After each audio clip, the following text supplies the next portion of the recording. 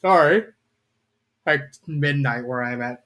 Hello, my fellow readers. This is I, Derek Symphony 777, and this is another fan fiction review. As always, a link to the stories will be in the description below. Please like the video, subscribe to the channel, click on that bell for notifications, leave a comment in the comment section below on your thoughts of the story, and finally, some my opinion. My opinion is not indicative of everyone in the world, so please respect that. So, this video, I am not reviewing one story. I'm not reviewing two stories. I'm reviewing three stories.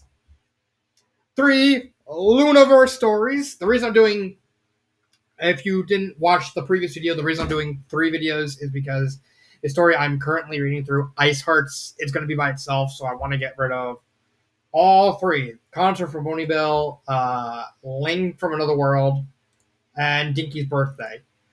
The reason why I'm doing these specific three instead of like lumping a future episode, because I can easily just go like, oh, I can just lump this with like one of these, is because this one's not really going to be much in terms of content. So that's why we're going to start with this story. Because this story is just going to be completely like 5-6 minutes long.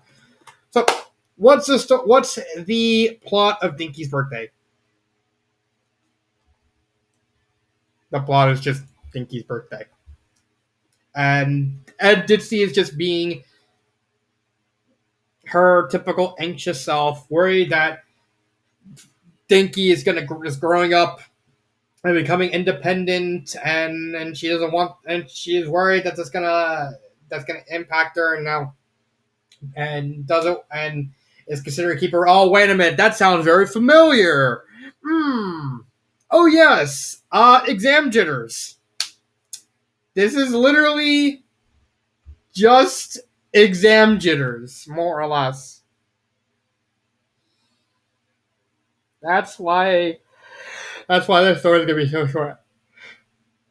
So, more or less, it's just a retread of Derpy's character from exam jitters. She's basically suffering from empty nest syndrome, and she keeps getting like all these flashbacks where it even says right here, empty nest. Like there's even like little flashbacks throughout the entire story of just various forms of Dinky, various forms of adult Dinky kind of taken care of, and just ignoring Ditsy. And then the ending of the story is just all those versions of Dinky are just they're now like caring for Derpy. It's sweet. The problem is this story is just largely irrelevant because exam jitters exist. I will at least say and admit that this story does focus a little bit more on the emptiness syndrome. It's something that does occur in exam jitters, but doesn't really focus on the emptiness syndrome. It focuses on other aspects of the story. While this one just exclusively focuses on emptiness syndrome. Doesn't make it a good story though, mainly because it's just irrelevant. All things considered, it's just a story that just kind of exists in like its own little bubble. I can't really say much about it because it's so short, and another story just in the same universe just did the idea slightly better because there's more content in that story. So yeah, that is Dinky's Birthday. Yep, I told you, gotta be short. Let's go to the stories that are worth talking about. First one is a concert from Ponyville. So this one follows up with Octavia Philharmonica, where she's hired by Trixie, who is desperate for I want to be a good friend, and she finds out that there is a charity drive going on that Rainbow Dash kind of forced Fluttershy into. Where, hey, Fluttershy, you know that there's a charity drive going on with for like an animal hospital. Yes, I want you to sing. I hired you to get to sing your bird, to have your bird sing. Eep. And of course, Ditzy is just completely nervous as fuck. And so Trixie hires Octavia to say, "Hey, she knows how to play music. She'll be able to like, she'll probably be like the best teacher overall because of like her hearing things. Her hearing, excuse me, because of her hearing." And so when Octavia shows up, first off we have like a little running, a very cutesy running gag where Pinkie Pie has like an existential crisis where she has like, oh, I gotta figure out what sweet do you like. I don't eat sweets. You hear that, Trixie? She says she doesn't eat sweets. I'm on a perpetual diet, and in order for me to wield my instrument, because Octavia actually stands, she like physically. Let me see if I can find a picture of her playing. Yeah, like right here. This is how she plays her instrument, and this is actually her instrument. So she stands on her hind hooves. She's carting around a big ass thick instrument. So she's like, I'm literally just gonna keep like a strict diet so I can physically hold this thing up. And Pinkie Pie's like, you you don't eat sweets? No.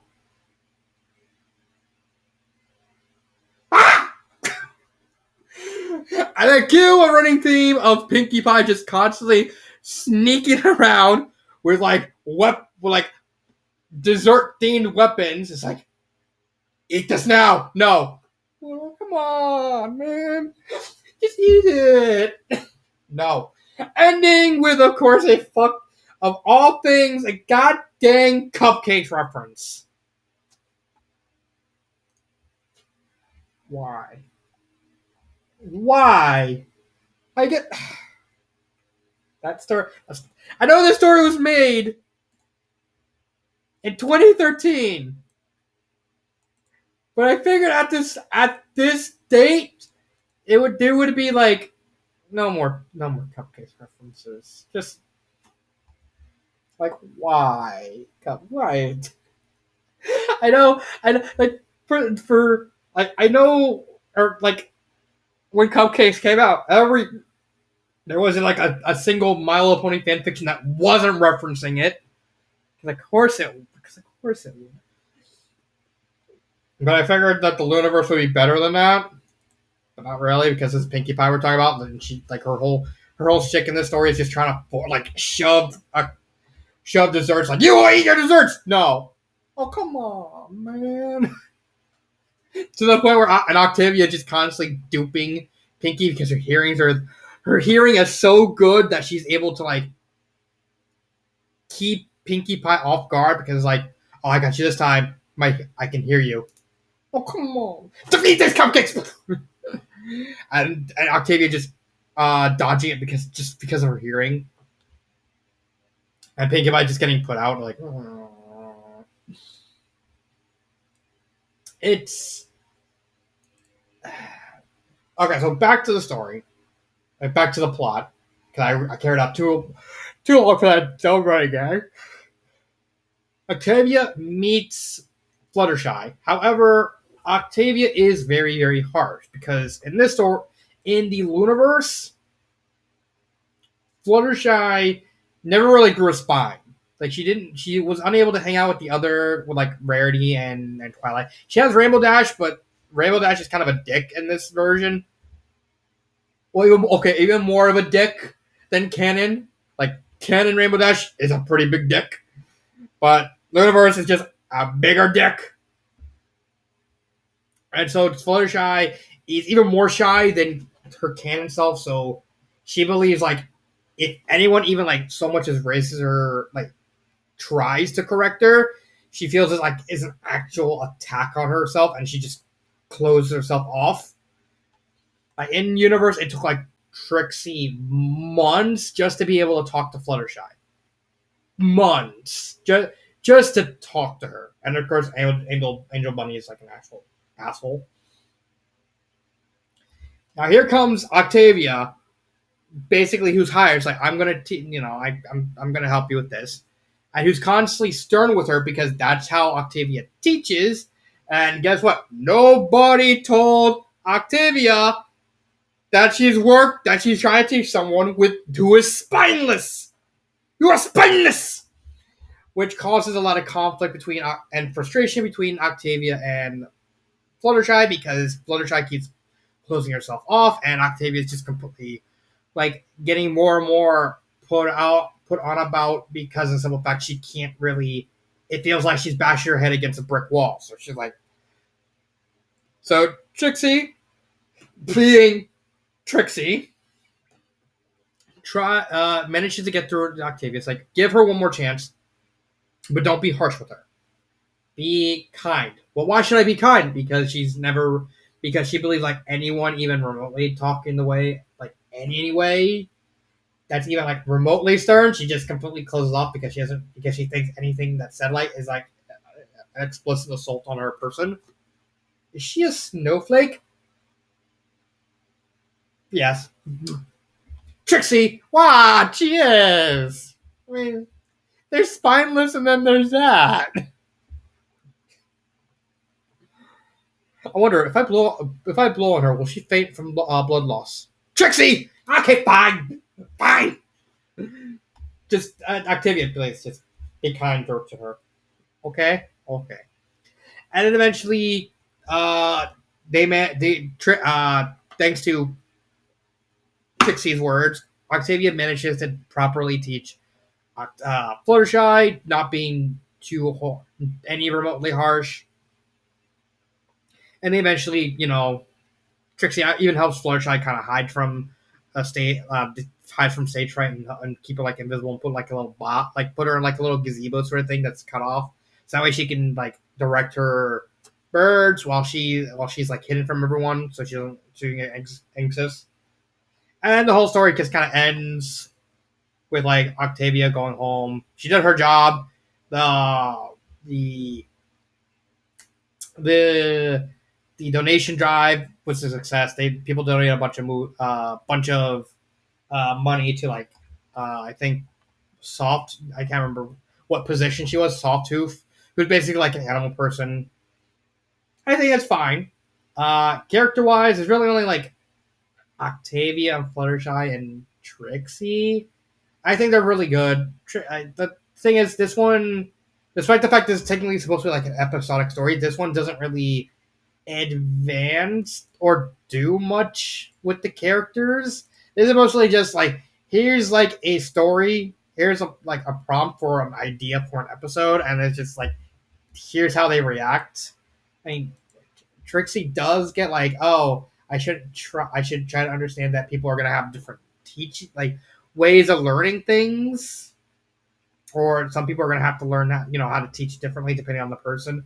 It's a neat lesson, but it's not really deep enough to kind of sink yourself character wise into, because that's focused more on Octavia and Fluttershy rather than Trixie. It is fine. I'm not gonna complain about it, but this is like a story that doesn't really focus on characters. This one just focuses on just a neat little prompt that just it's filler. It's more like the story is more or less just filler. It doesn't really do a lot with any of the characters, and I think that's fine. Like it's as a season, it makes sense why you want to have filler, because I know these three stories are technically filler because this one's kind of like the one where it starts to pick up. So I think that's fine. It's the same thing with Link from Another World by Rainbow Double Dash. This is more or less a sort of kiddified version of the thing, where it's Halloween night. It doesn't actually focus on any of the Lunaverse main six. Instead, it focuses on the foals, specifically Twist, Snails, Pipsqueak, and Dinky, and also introduces Ocellus. This one's actually just really later. Like everything was written right around like 2013, 2014, but this was made in 2018. But I'm going in chronological order of when the episodes technically would air. Like if you're following a overarching story. This one's another failery story because this one doesn't really do much in the grand scheme of things. It's Nightmare Night. The four are basically just going around Ponyville trick or treating and stuff like that. And we get like a weird sense of like disconnect because they keep referring to Nightmare as a creature, despite the fact canonically Nightmare is basically the thing that turned Luna into the Nightmare Moon, and it's a virus. So it's like it's a weird thing that they would refer to it as the night, like they would refer to the Nightmare as a living being, despite the fact that wouldn't really make sense logistically. It's weird. All right, it's weird. Character wise, well, like, I haven't even finished the story. Sorry, I'm actually pretty tired, and I want to actually get started on continue on Ice Hearts. They find out that hey, there's a monster from the Everfree just pretending to be them and just kind of like spooking them and stuff like that. So it's a little so there's a little mystery. We're wander around a grape patch, which is owned by the leader of the farmers union. They find out, hey, there's this creature from the Everfree. There's a late scuffle as like they get separated and they try to find out who's real, who's not. They do this whole thing with where there's two dinkies. And Snails plays like a very smart toy. It's like, okay, what did Diamond Tiara say to us? You remember what she did to us and said to us? Yeah. And one of the dinkies like, yeah, yeah. And the other dinky's like, I don't think I remember that. It's like, all right, she's the fake. It's like, why? I said one second. Exactly. She didn't do anything. And there's even like a small little scuffle near the end where where a feral Os, Ocellus, Osteomarago. I don't know why I said that. And the foals kind of just whack it a few times with like tools and wooden boards and stuff like that, just trying to scare it. It runs off, and then there's a sort of epilogue where Snails kind of realizes that this thing was just hungry and this thing was just feeding off love, and kind of talks to Ocellus, trying to find out what the whole thing. Ocellus was just basically like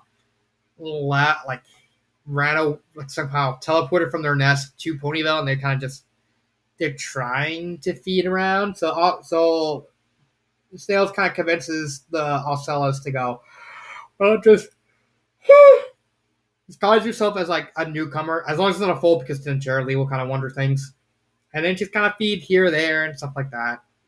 In terms of character development, I think there's Snails. I think Snails is fine. Introducing Ocellus was kind of a weird decision. But I guess the author probably just did it because the author just kind of liked Ocellus more or less. And it's not really. Again, this is another story that doesn't really have much in terms of character it's another one of like this where it's just here's a neat idea and here's just the characters reacting to around the idea. So there's not really. I mean, there is Snails who kind of like befriends Ocellus, but that's like it's not really that much. It's something, but yeah. Would I recommend these stories? These stories don't really do anything for the plot as a whole, but I understand that they're filler. There's always gonna be like filler stories, and they have to kind of pad between like the more serious plot heavy stories like Ice Hearts, like up an automaton. Um, this is technically a filler story. This is technically a filler story. This one's not. This one's not. This one's technically a sequel to this. Not filler. Not filler. Not filler. All these not filler.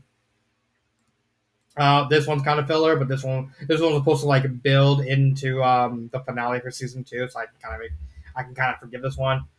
I think recommending these is kind of hard because they they're just barely connect they're barely connected to the Lunaverse in entirety. I mean, and if you want to, I will say they are written very competently. All of them do have like some slight mistakes grammar wise, and they're all pretty well done pacing wise. So that's why I didn't really talk about that. Uh, I don't really have anything. I don't really have much to say about these three stories because these three stories are just the epitome of they just exist. If they were on their own, like disconnected from the Lunaverse, I might have said more about it. But consider the fact that this is just they're just filler. I mean, good filler, but filler still filler. Uh, do I have I I would say it's up to you if you want to read these or not. I would say recommend because they are written all three are written competently well. But if you're trying to like read through the entire universe, kind of give your own opinions, you can easily just skip all three and like it wouldn't do anything in terms of, like the greater narrative because nothing's done with these characters. Nothing's done with these in terms of like advancing the Luna Mate 6. So I would recommend it, but also not recommend these stories. Favorite part? Dinky's birthday? No. Link Front of the World? No. This one's obvious. It's the cupcake reference. I don't I think it's like a random reference at this point. It's still pretty funny where like Trixie's like expecting something gory instead it's like Octavia just knocked out on like a little table and with like a slice of cake right next to her. It's like and Trixie's like, Pinky, what are you doing? It's like, my plan was I was gonna bring Octavia here because she fell asleep, and I was gonna take this chocolate slice and then just kind of push it down her throat.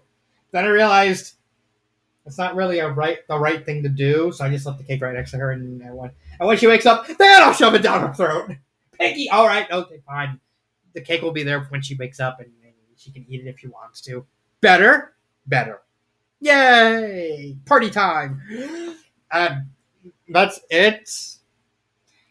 Yeah, I just wish there was more to talk about these three stories. But like I said, it's just nothing. So this has been Dark Symphony 777, and cut.